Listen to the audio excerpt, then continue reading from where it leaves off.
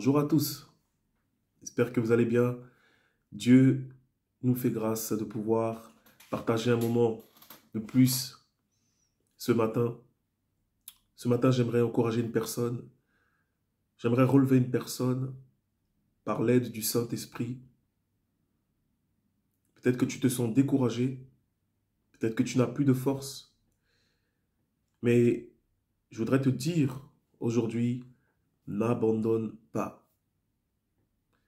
N'abandonne pas, car Dieu est là. N'abandonne pas ton projet.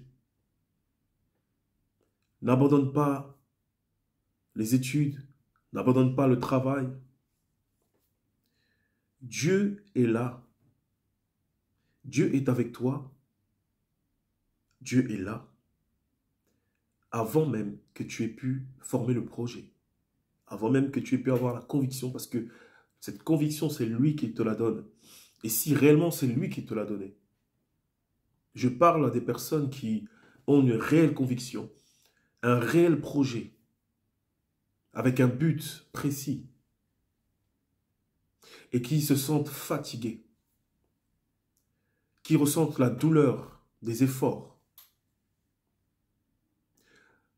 et la fatigue s'installe. Alors, j'aimerais te dire à toi qui te sens fatigué, chargé, Dieu est là. Dieu est là avant même que tu aies pu former le projet. Dieu est là lorsque tu as des difficultés. Dieu est là lorsque tu souffres. Mais Dieu est avec toi. Alors n'abandonne pas parce que Dieu est là avec toi. Il arrive que nous avançons et lorsque nous avançons, nous ressentons les difficultés et avec ces difficultés, il y a le doute qui s'installe. Ça, c'est une réalité. Lorsque le doute s'installe, ça veut dire qu'on commence à croire à ce que les gens disent lorsqu'ils nous persécutent. Croire au contraire, croire le contraire de la conviction que nous avons reçue au préalable. Le doute, c'est l'effet de ce que nous croyons, c'est-à-dire c'est l'incrédulité qui s'installe. Et nous commençons à mettre de côté les convictions que nous avons reçues. Souviens-toi, lorsque tu as commencé, l'énergie que tu avais, la force que tu avais, le dévouement que tu avais, que ce soit au travail, que ce soit dans les études, dans un projet quelconque, un projet associatif, que ce soit ton mariage. Souviens-toi du dévouement, de la force que tu avais à cause de la conviction qui était en toi. Il y a une fatigue qui arrive parce que on commence à croire à autre chose. On commence à accepter autre chose.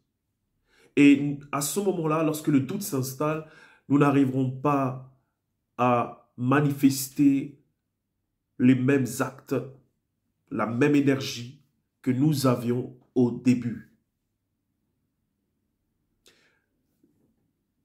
La solution, une petite solution par la grâce de Dieu, c'est de pouvoir déjà, premièrement, de pouvoir s'appuyer sur Dieu. La Bible dit, venez vous tous qui êtes fatigués et chargés, je vous donnerai. Mais lorsque tu viens, tu répands ton cœur dans la présence de Dieu. Tu répands ton cœur vers Dieu. Tu vas vers la croix, tu vas vers le Seigneur qui comprend tes douleurs. La Bible parle d'Emmanuel, le Dieu qui est avec nous. Il n'est pas seulement mort à la croix, il n'a pas seulement souffert en mourant à la croix, mais il a souffert comme tout homme, étant tenté en toutes choses. Et il peut te comprendre parce qu'il était 100% Dieu, 100% homme. Et il a souffert comme tout homme. La Bible dit qu'il était habitué à la souffrance. Alors c'est vers lui que tu dois aller. Mais tu peux aller te confier aussi à des personnes qui peuvent te comprendre. Dans les études, tu peux aller vers le professeur. Au travail, tu peux aller vers un responsable. Et pour d'autres choses, tu peux aller vers ton pasteur, vers ton père spirituel, vers ton encadrant.